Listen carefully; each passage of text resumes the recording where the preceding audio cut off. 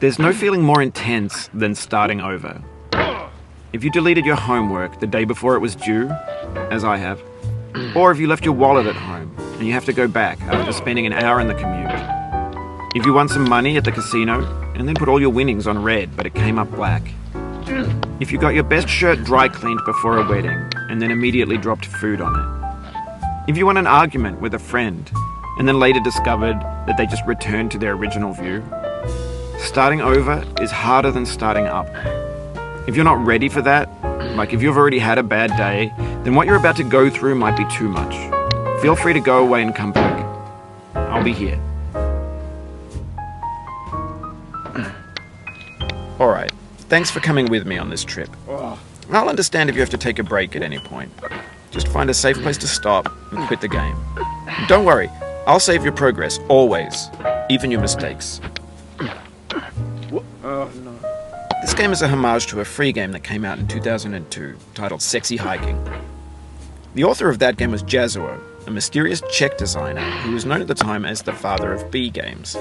And B games are rough assemblages of found objects. Designers slap them together very quickly and freely, and they're often too rough and unfriendly to gain much of a following. They're built more for the joy of building them than as polished products. In a certain way, Sexy Hiking is the perfect embodiment of a B game. It's built almost entirely out of found and recycled parts, and it's one of the most unusual and unfriendly games of its time. In it, your task is simply to drag yourself up a mountain with a hammer. And that act of climbing, in the digital world or in real life, has certain essential properties that give the game its flavor. No amount of forward progress is guaranteed. Some cliffs are too sheer or too slippery. And the player is constantly, unremittingly in danger of falling and losing everything. Anyway, when you start Sexy Hiking, you're standing next to this dead tree that blocks the way to the entire rest of the game. It might take you an hour to get over that tree, and a lot of people never got past it. You prod and you poke at it, exploring the limits of your reach and your strength, trying to find a way up and over. And there's a sense of truth in that lack of compromise. Most obstacles in video game worlds are fake. You can be completely confident in your ability to get through them once you have the correct method or the correct equipment or just by spending enough time. In that sense, every pixelated obstacle in Sexy Hiking is real.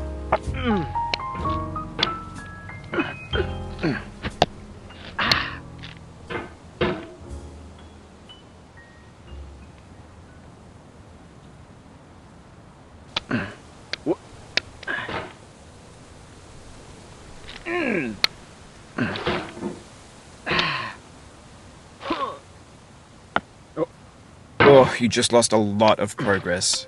That's a deep frustration, a real punch in the gut.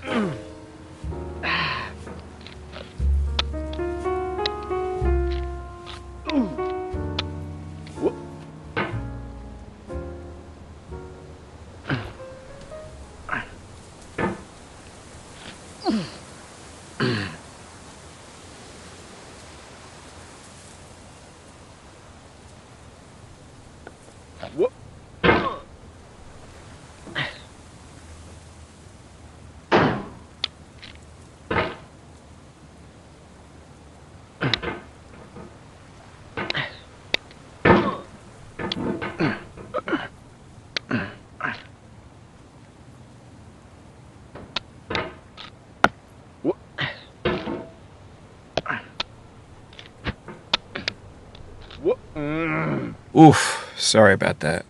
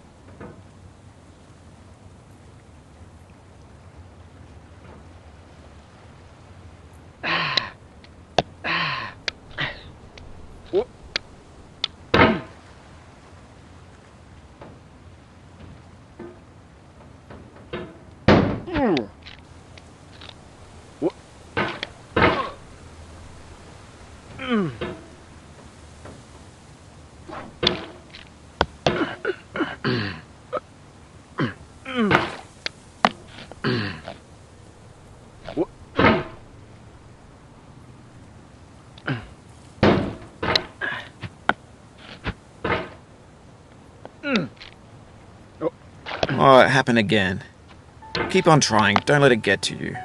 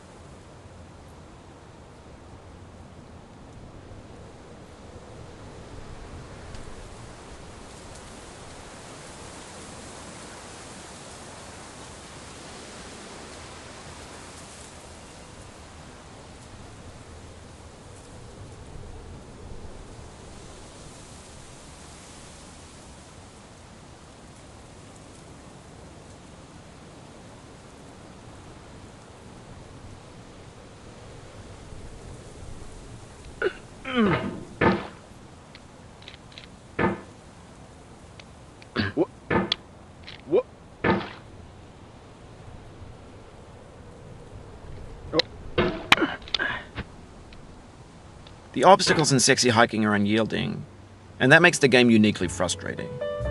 But I'm not sure Jazzuo intended to make a frustrating game. The frustration is just essential to the act of climbing, and it's authentic to the process of building a game about climbing. A funny thing happened to me as I was building this mountain. I'd have an idea for a new obstacle, and I'd build it, test it, and it would usually turn out to be unreasonably hard. But I couldn't bring myself to make it easier. It already felt like my inability to get past the new obstacle was my fault as a player rather than as a builder. Imaginary mountains build themselves from our efforts to climb them, and it's our repeated attempts to reach the summit that turns those mountains into something real. When you're building a video game world, you're building with ideas, and that can be like working with quickset cement. You mold your ideas into a certain shape that can be played with, and in the process of playing with them, they begin to harden and set until they're immutable, like rock. And at that point, you can't change the world, not without breaking it into pieces and starting fresh with new ideas.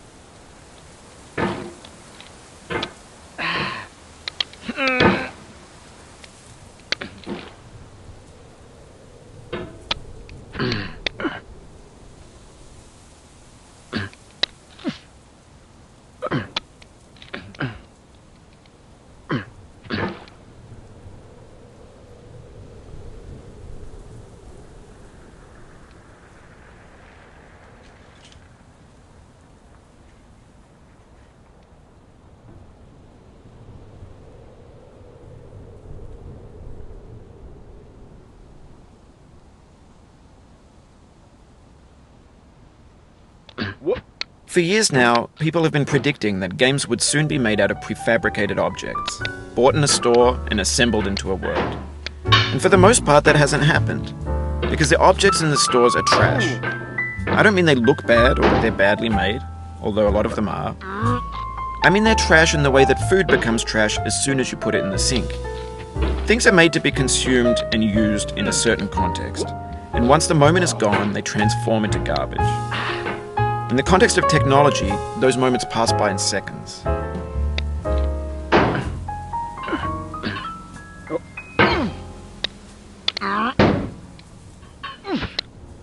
No.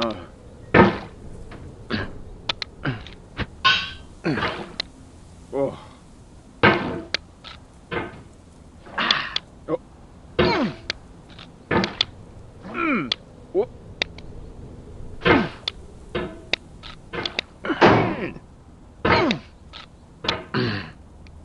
No.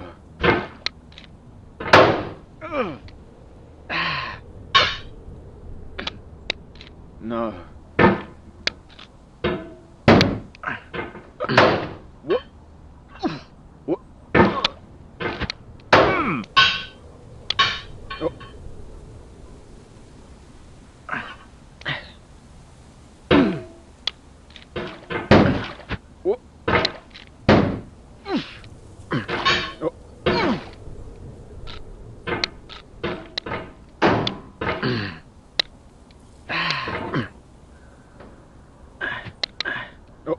Oh.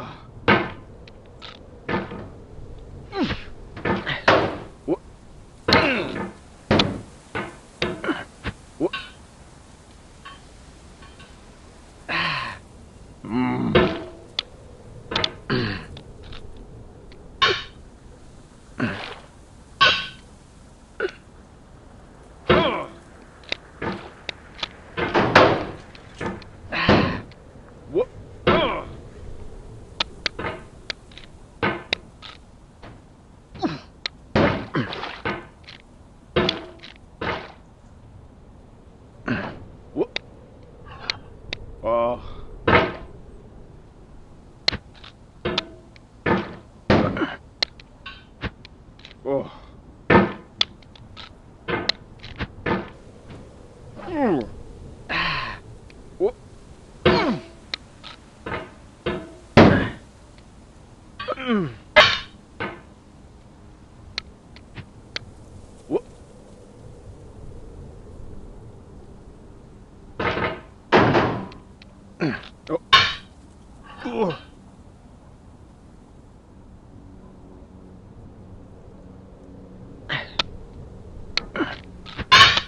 Over time, we've poured more and more refuse into this vast digital landfill that we call the internet. It now vastly outnumbers and outweighs the things that are fresh and untainted and unused. When everything around us is cultural trash, trash becomes the new medium, the lingua franca of the digital age. And you can build culture out of trash, but only trash culture. Be games, be movies, be music, be philosophy.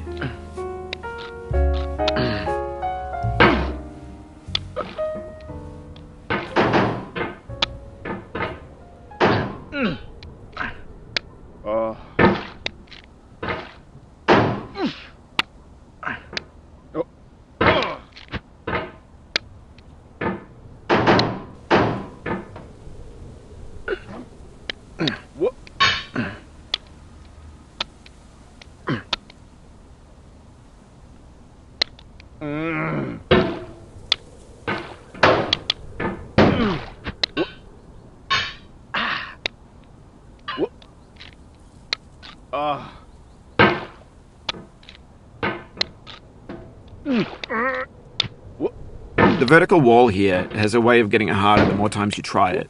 I think anger makes you swing the hammer harder, and that can push you away from the wall. No.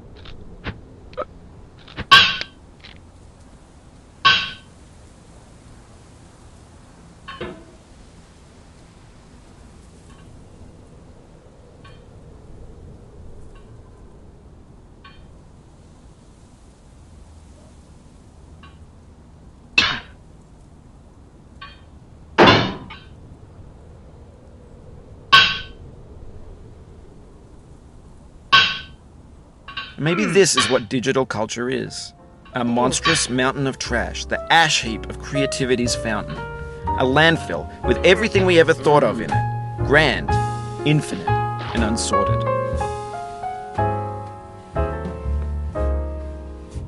There's 3D models of breakfast, Gen X's fanfic novels, Scan magazines, green screen Shia LaBeouf, banned snuff scenes on LiveLeak. Facebook's got lifelike bots with unbranded adverts and candid shots of Kanye and Taylor Swift mashups, car crash epic failed GIFs, Russian dashcam vids, discussions of McRibs, discarded, forgotten, unrecycled, muddled, rotten, untitled.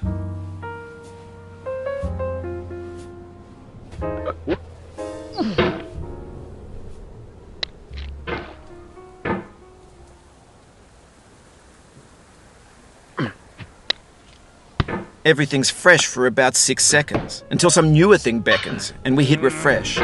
And there's years of persevering, disappearing into the pile, out of style, out of sight.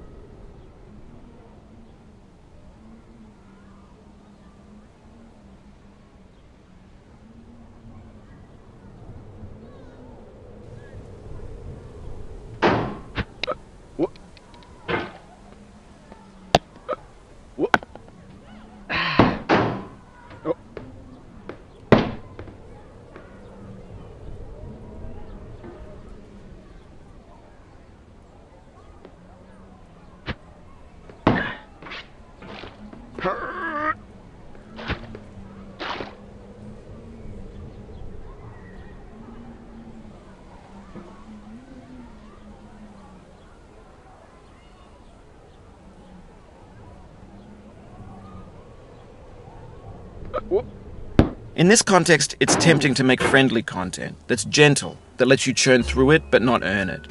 Why make something demanding if it just gets piled up in the landfill, filed in with the bland things?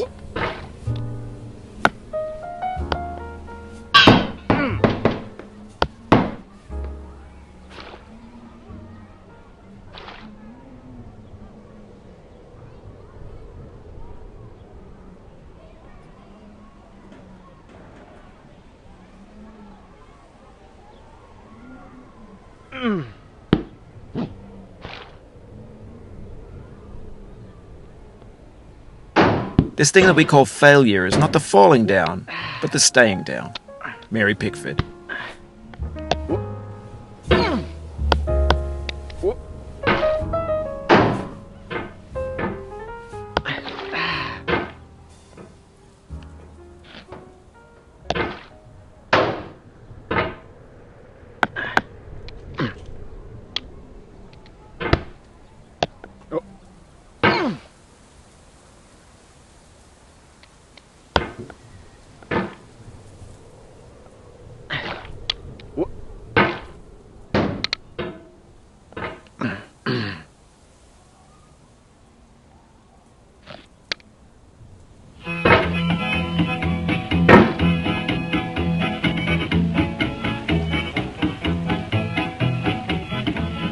Get nasty over there, boy.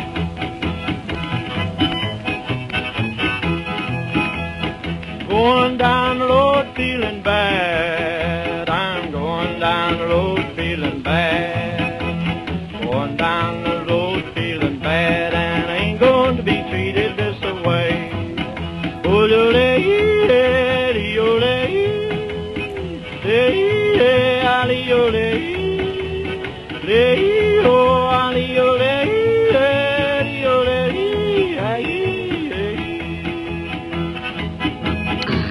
Lay them blues up, boy, playing.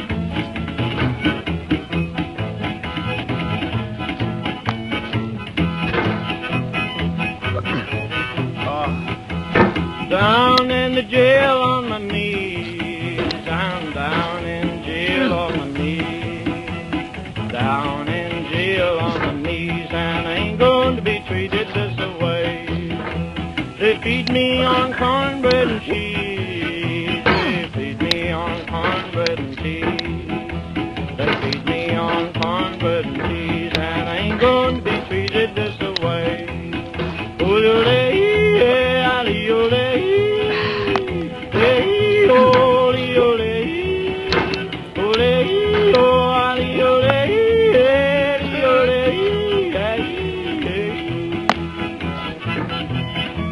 Let's go to town, boys.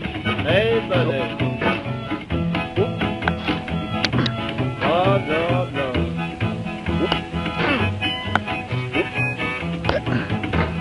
$10 shoe fits my feet. A $10 shoe fits my feet. $10 shoe fits my feet, and I ain't going to be treated this way. Going where the weather suits my clothes. I'm going where the weather suits my clothes. I'm going where the weather suits my clothes, and I ain't going to be treated this way. Ole, ole, ole.